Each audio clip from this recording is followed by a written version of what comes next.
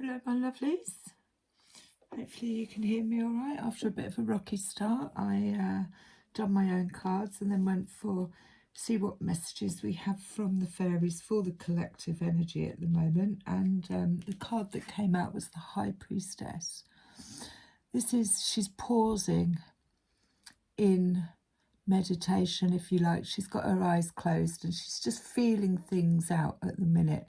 She's drawing down from the energies that are around, and she's listening intuitively to what steps to take next. And it did come with Wait for Winter. I don't necessarily feel this is Wait for Winter, but it's definitely a pause in motion to recalibrate, if you like. But she always knows, if you give her a scenario, she'll always know what the outcome of that is going to be before it's actually happened, because she's highly intuitive. And also Wait for Winter is purple, which represents the third eye. I mean, it could mean Wait for Winter, but the other card that came out with it was the Ace of Wands, and this is a creative skill or idea that's being birthed or has been birthed, and it could have something to do with the creative arts or healing, but it's a new skill, like I said, that can be used in the world. But she's had to go into this sitting in silence in order for that to have been birthed. The other card we got was Believe in Magic, and it says, open your eyes and see the magic that's all around in nature. The fairy of the Northern Lights says you are part of nature, so you are magical too. And again, there she's got this staff in her hand. And when we look at the High Priestess, when it says open your eyes, it's not talking about our physical eyes. It's talking about our third eye. It's what we don't see, but we do. So it could be a pause in moving forward to see ourselves, possibly, that we are magic. And the other card that came out was Sincere Relationships. And this isn't, you know, a card of romance. This is a card of equal balance in relationships, of giving and receiving, based on truth, based on trust. So it could be that we are learning a skill in which to manifest or bring about these sincere relationships into our being that are also grounded in compassion, compassion for ourselves, compassion for the earth. And this could be the wand that we are using. This could be the wand that we're using to manifest, bringing in these sincere relationships. Maybe they may not come about until winter, but these two are both purple and blue, representing the mind, representing the throat chakra as well. Green, compassion, and sincere relationships, brown, which is the root bottom, you know, if you think of brown as being earth. Bottom of the deck, we had New Beginnings. So this, again, along with the Ace of Wands, is the start of something new. Maybe, you know, a new business idea. This fairy godmother heralds the joyous news of a new baby or the birth of a cherished idea. Protect and nurture your ideas as you would a baby. So yeah, this is definitely coming in alignment with this new wand gift. And then on the bottom of the deck from the fairies, we have the Ace of Pentacles. Again, this represents a gift and a new beginning. It could be something coming in, but it's normally pentacles are something that you can use materialistically. So that gift could be a new spark of, I've just learned I can do this. I can use this in the world. And then hidden depths. Again, she's had to go into the dark. She's had to dig deep, if you like. She's looking in the rose and she's bringing out in the moonlight, it says hidden depths, hidden blessings. So these are things that we don't possibly know about ourselves that are coming to light. We're going to go a bit deeper on this. Believe in magic. So the High Priestess and the Ace of Wands.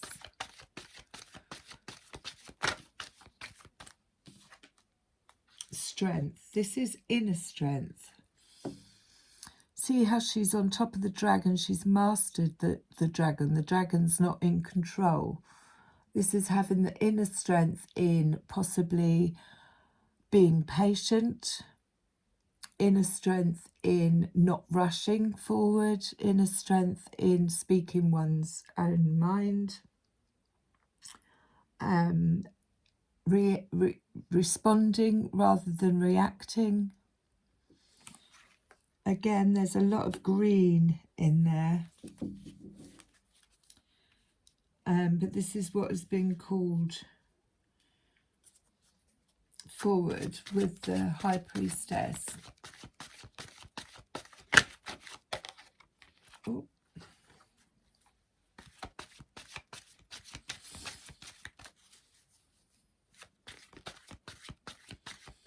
Inner strength to maybe pause, wait. That fell out on compassion. So yeah, this is the Hanged Fair. This is letting go of control. Seeing things, and again, the Hanged Fair represents a pause in motion. So it's, you know, having the strength to wait. Having the strength to wait for things to come to you, but also she's viewing things from a different angle. So she's seeing things in a different perspective. And she's letting go. A good affirmation for this is, I let go my need to control outcomes. That fell out on compassion as well.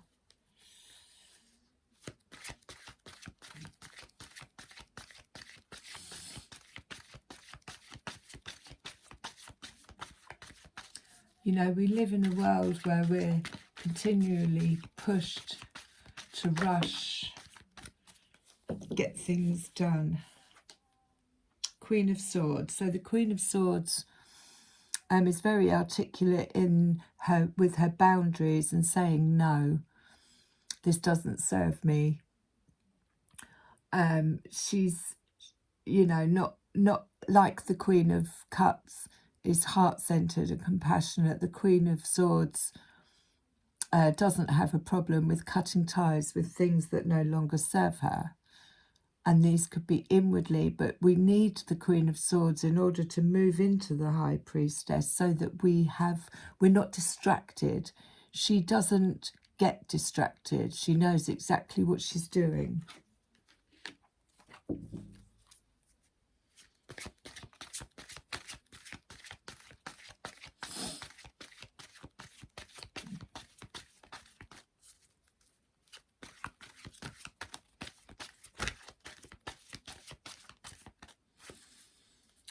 Any more on the High Priestess? Yeah, she lays her boundaries strong. So the Five of Swords is very much this energy of trying to find common ground. But there could also be, with the Five of Swords, this energy of wanting to blame other people's situations. And they're both in discussion about this. They've both got their arms out as if to say, well, it's not my problem, it's not my problem, it's yours. No, it's yours.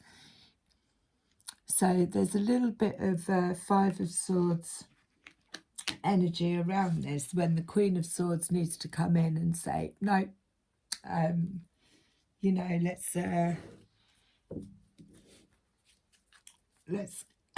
move from that. Let's have some more compassion. What's the common ground here? But Five of Swords is very much the blame game, and it could also be a little bit of projection of gossip, bad mouthing, that kind of thing. Also, not a lot of trust. Now, this is a judgment call. A judgment call on the Ten of Cups. What is it that fills your Ten of Cups?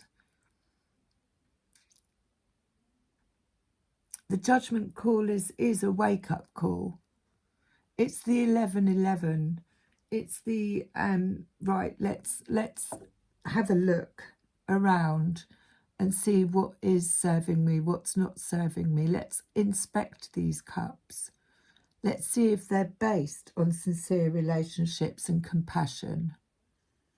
But it's coming, it's calling in my Ten of Cups is the feeling I get there. Using High Priestess energy, because, you know, not all that we see with our eyes is for our highest good. And we do need to go into this meditative state to be able to feel what she's got. Her hands cupped around that crystal ball, is she's feeling it out. Is this my Ten of Cups? I'm going to use my wand, because I believe in magic, to create the Ten of Cups that I feel is based on sincere relationships and compassion. Do we have anything else? I'm going to move on to the Druid Craft Tarot, just to get some more insights. They tend to show us how we've got to this point. But these collective messages from the fairies, they're always an opportunity. It's not necessarily set in stone. It's just an opportunity to move forward for growth. And the Six of Wands, again, triumph. We've had this quite often over the last, you know, it's I've conquered something. I'm moving forward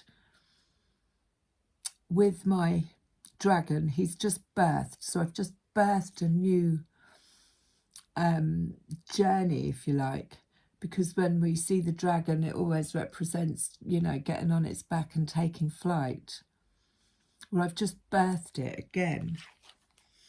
And then we have the Three of Wands, which is waiting for our ships to come in, but meticulous planning, getting everything together. Where are we going? What are we doing? What's going to be the outcome of this Three of Wands when it comes in? Let's see what the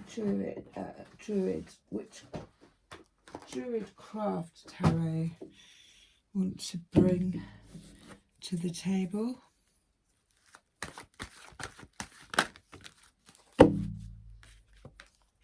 Three of Cups, so that's a celebration. Bringing three things together. It could be friends.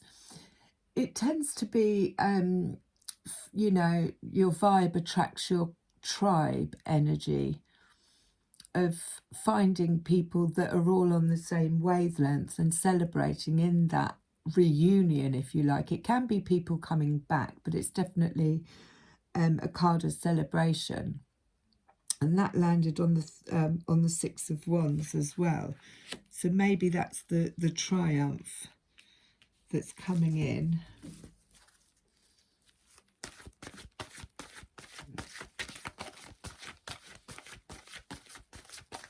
A little more on the High Priestess. And this Ace of Wands. What does the Ace of Wands represent? The Knight of Swords. That's fast-moving action. He doesn't mess about. He comes straight in, as you can see. This could be news coming in, or it could be clarity around something. He's got his sword, and often the sword represents truth. And he says what he thinks. He doesn't mess about, but he does come in very quickly, and he can also leave very quickly. I'll put him with the Queen of Swords, because it could be that that's part of the wake-up call.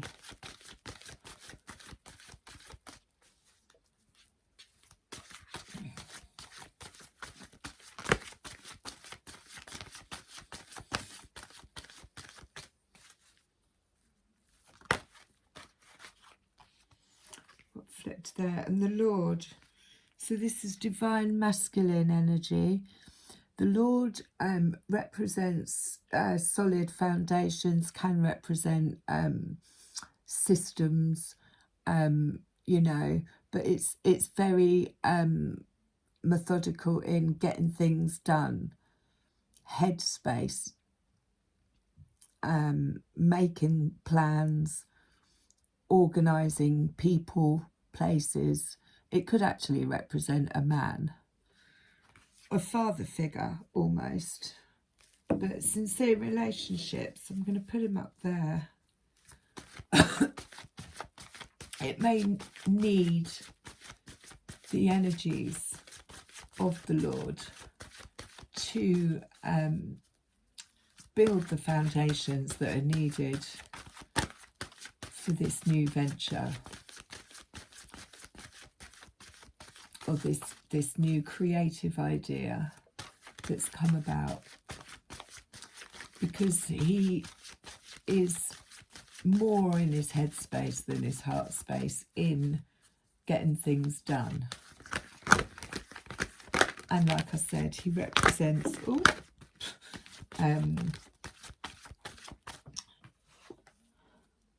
so again, we've got the Ten of Cups. We had the Ten of Cups earlier as well. This is a wish fulfillment. All the cups are full of the things that we've manifested, which we have said, you know, this is what I give out, this is what I expect, well, not expect, but in equal balance. It could be a wish. You see the rainbow in the background as well. A feeling of complete and utter contentment in all areas, especially family. Ten of Cups. We've got the Prince of Pentacles, which is slow moving progress. Again, it represents the earthing, the you know, the groundwork that's needed in order to bring this new creative or business like energy together. I'm going to put him with the Lord and the Knight of Swords. And then over here we have the Hermit. So this again is very much High Priestess. It's a pause, and it's about going in, inward work, finding the light within, but doing the shadow work. Not a time to be out there. It's definitely asking us to withdraw in and to seek balance and clarity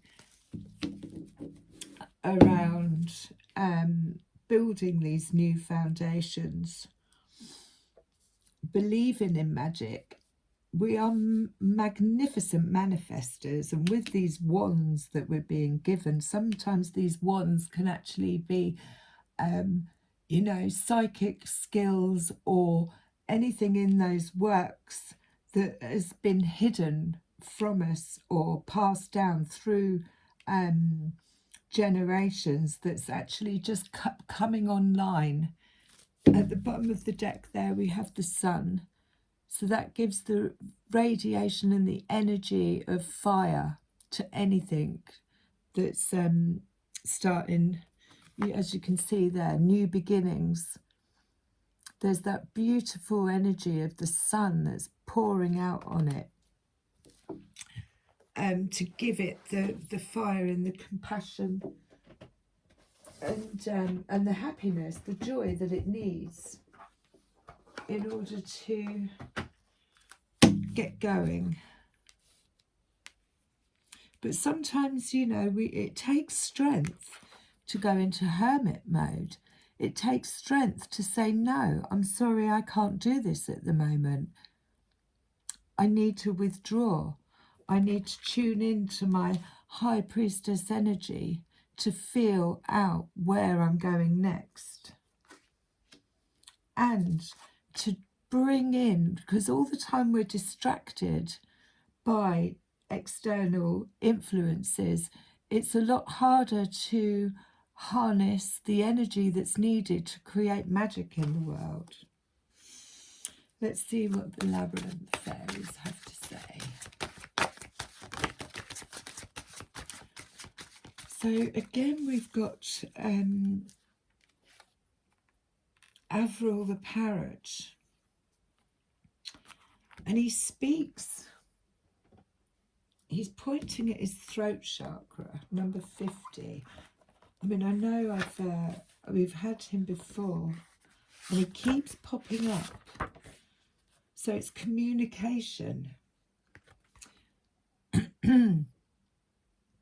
Clear communications are vitally important here. Strive for verbal brilliance. Listen carefully, be articulate, and be willing to calmly debate the issues and explore ideas with others. Now that is very much the Five of Wands. That is what they're doing. They're trying to find common ground on which to move forward. Open communication will enhance the chances of success all around. Avril also suggests that the querent watch for body language, incomplete sentences and unfinished thoughts, and try to discover what these signals are meant to get across. This is High Priestess energy. This is what she does. She tunes in to feel if there are incomplete sentences or body language, that she knows what people aren't saying rather than what they are. So that's a lovely card to have.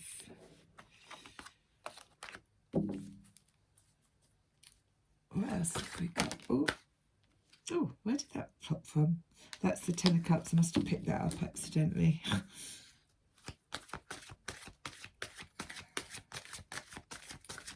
High Priestess.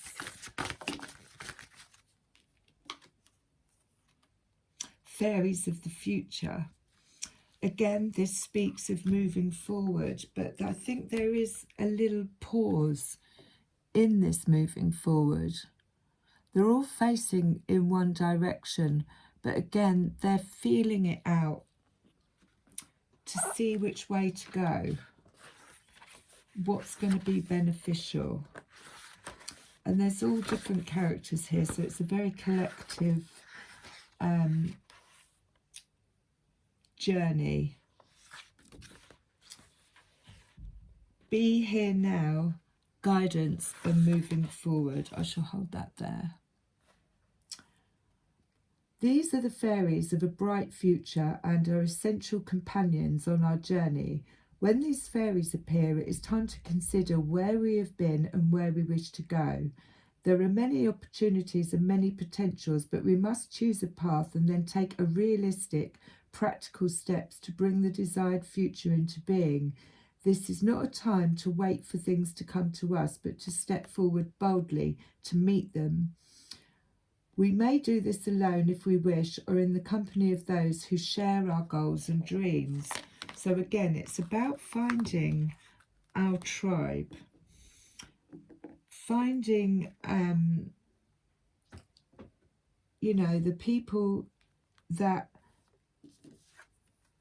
are sincere in their relationships and that we want to move forward with in compassion with the earth and, of course, the fairies.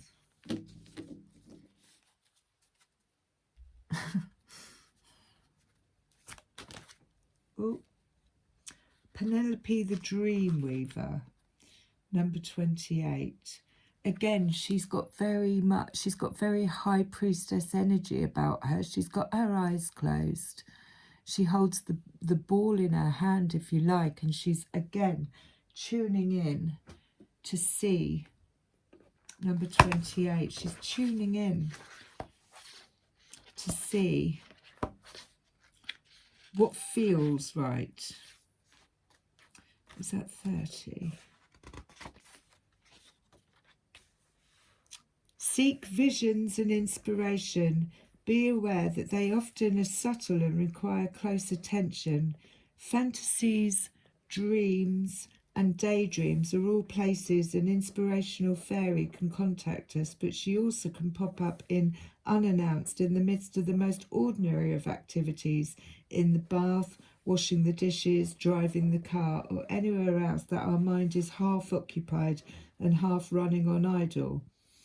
Pay special attention to unsought inspirations at this time. They have something wonderful to offer you, which is this. It's an inspiring idea. But it is up to you to catch them and bring them into reality. And that's what she's doing. She is tuning in to this inspirational idea.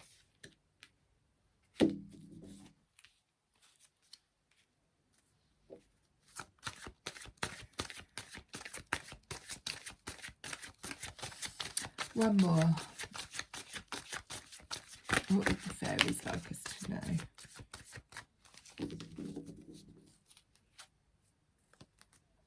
Bottom of the deck is the piper. I'll read that in a minute. This is the singer of the chalice. Again, this is like the Ace of Cups. This is the Holy Grail, if you like. It's about going in and seeking out that which is within us.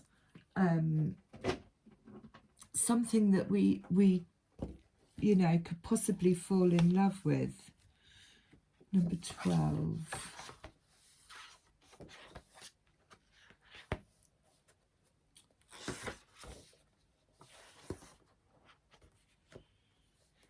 Number 12. So yeah, the singer of the chalice is trust, joy, patience, creativity, hope, and miracles. It pretty much sums up everything, you know, that's in the cards. But patience, creativity, hope, miracles are magic. With the help of the singer of the chalice and of the fairies, you too can get this one feeling that is all good feelings in one. Unconditional love, trust, hope, healing, patience, and so on. Open is open. Be open. If you don't know how, ask. It is right there. So that really is about, you know, being open to receiving. There is something that's coming through in this withdrawal time, if you like. And we'll close with a rose. But it's a wake-up call. and possibly celebrations, or bringing three things together. Three people in alignment. Let's close with a rose.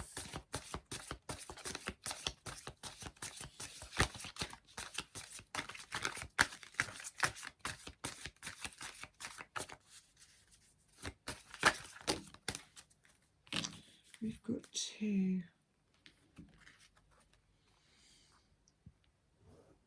The Anointed, answer the call, which is this one. Answer the call, leadership, empowerment and soul gifts. So again, it's High Priestess going inward and finding this gift, this creative idea, this spark. This is what we're being opportuned with. And then it says after the rain, silver lining, relief, hope, mercy, it's over, and acceptance. And she's just basking there in the sun with the rainbow, all the rainbow energy around her. So there's definitely a completion here and a time of healing, but it's over. And then we have morning dew, clarity, a fresh start and a positive outlook. I love you lots.